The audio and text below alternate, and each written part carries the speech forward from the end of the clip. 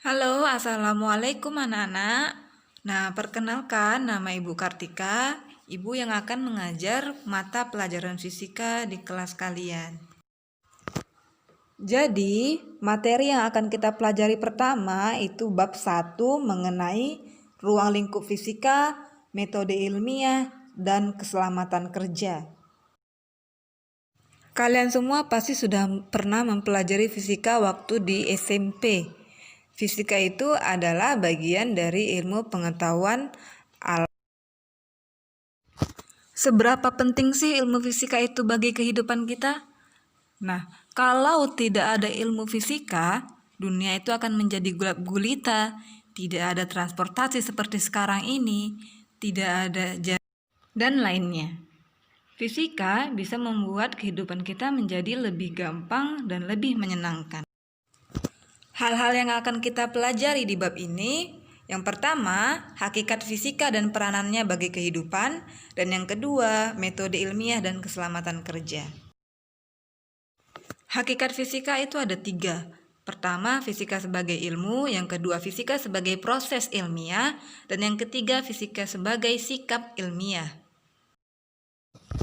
Fisika sebagai ilmu atau a body of knowledge, yang selanjutnya disebut dengan fisika sebagai produk. Produk yang dimaksud di sini adalah sekumpulan ilmu pengetahuan yang dapat berupa konsep, fakta, hukum-hukum, prinsip-prinsip, rumus, teori, dan model. Jadi, ciri-cirinya yang pertama, mempunyai objek kajian berupa benda konkret atau nyata. Yang kedua, dikembangkan berdasarkan pengalaman atau melalui percobaan yang disengaja. Yang ketiga, sistematis, artinya menggunakan langkah-langkah yang urut dan bersifat baku. Yang keempat, menggunakan cara berpikir logis dan konsisten, yaitu cara berpikir yang menggunakan logika, teratur, dan disiplin. Yang kelima, hasil kajiannya bersifat objektif, artinya selalu memihak kebenaran ilmiah. Dan yang terakhir, hukum-hukum fisika yang dihasilkan dari berbagai percobaan berlaku secara umum, tetapi dengan beberapa ketentuan yang mendukung. Contohnya, hukum Newton 1 hanya berlaku dalam kondisi benda tanpa gesekan. Selanjutnya, fisika sebagai proses ilmiah. Gambaran umum fisika sebagai proses ilmiah adalah bagaimana cara seorang ilmuwan bekerja dalam kegiatan ilmiah atau bagaimana cara mereka melakukan penelitian sampai menemukan suatu fakta.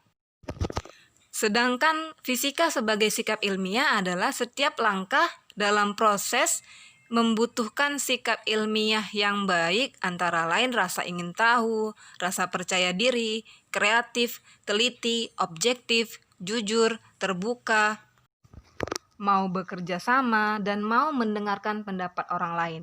Semua ini adalah sikap yang kalian butuhkan untuk belajar fisika. Ruang lingkup fisika secara garis besar terbagi dalam 2 kelompok, yaitu fisika klasik dan fisika modern. Fisika klasik sendiri adalah ilmu fisika yang bersumber pada gejala-gejala yang ditangkap oleh indera, meliputi mekanika, listrik statis, panas atau kalor, magnet, bunyi yang juga meliputi gaung dan gema, optik, dan juga gelombang. Sedangkan fisika modern adalah ilmu fisika yang mempelajari perilaku materi dan energi pada skala atomik dan subatomik. Misalnya relativitas, radioaktivitas, dan fisika kuantum. Nah, banyak sekali peranan fisika bagi kehidupan. Contohnya di bidang kesehatan, di antaranya penemuan sinar ronsen dan penemuan sinar laser. Sedangkan di bidang pertanian, penemuan bibit unggul serta penemuan peralatan pertanian yang membantu kerja para petani. Di bidang industri, seperti penemuan berbagai jenis mesin yang membantu para pekerja. Sedangkan di bidang transportasi, penemuan berbagai konsep gerakan benda yang berpengaruh terhadap pembuatan mobil dan motor. Oke, sekarang kita masuk ke pembahasan metode ilmiah. Metode ilmiah adalah prosedur dalam mendapatkan pengetahuan yang disebut dengan ilmu. Jadi, ilmu adalah pengetahuan yang didapat lewat metode ilmiah.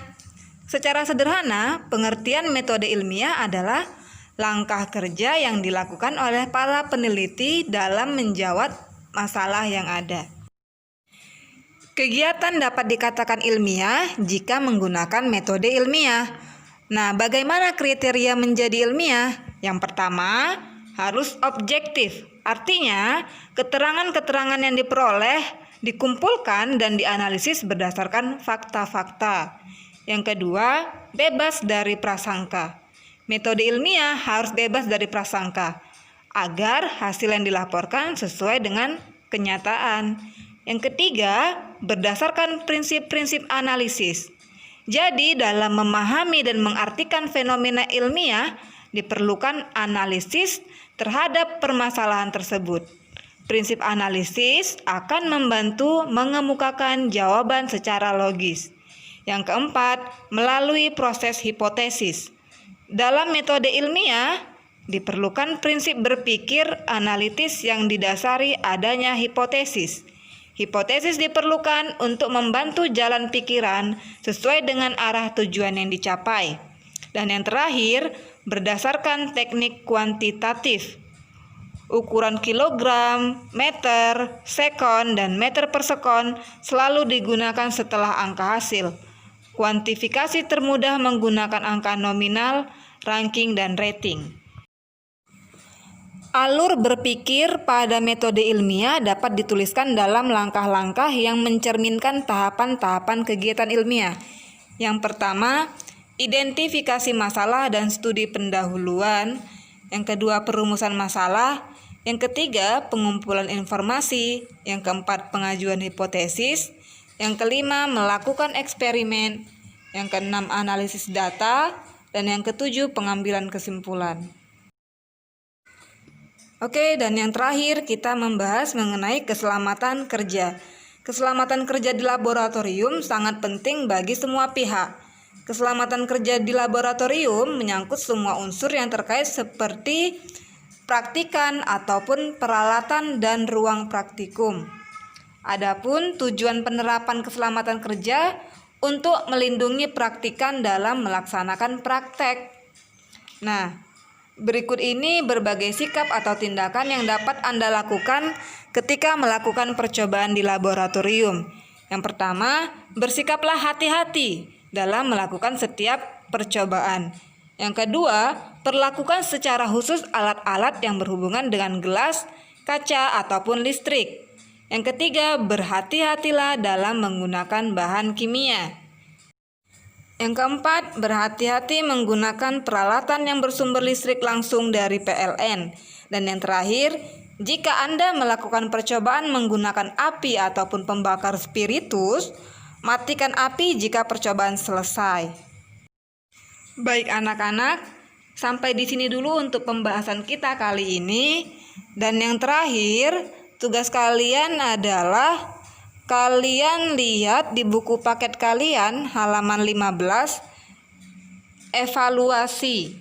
Nah, di situ ada pilihan ganda, kerjakan dari soal nomor 1 sampai soal nomor 5. Jawabannya kirim ke grup Google Classroom kita. Terima kasih. Assalamualaikum warahmatullahi wabarakatuh.